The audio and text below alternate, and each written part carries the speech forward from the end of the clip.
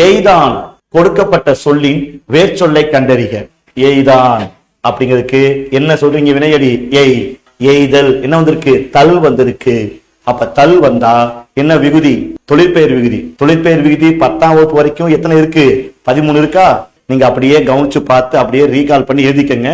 தல் அல் அம் ஐயில மை வெச்சா கை வைக்காத. ஐ மை கை வை. Right, okay. புவியில குதிச்சா ஊசி போடுவாங்க.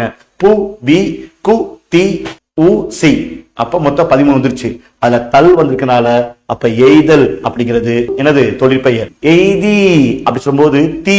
தீயை பிரிச்சோம்னா இத்து கூட்டல் ஈ வருது. அப்ப இத்து கூட்டல் ஈ வந்துச்சுன்னா எய்தி சென்றான், வினையச்சம். எய்து ஊ தூ ஊ வந்திருக்கு, அதுவும் வினையச்சம். எய்த தொழிற்பெயர், எய்தி அப்புறம் எய்து எல்லாமே வினையச்சம். எது ஆன்சர்? எய்.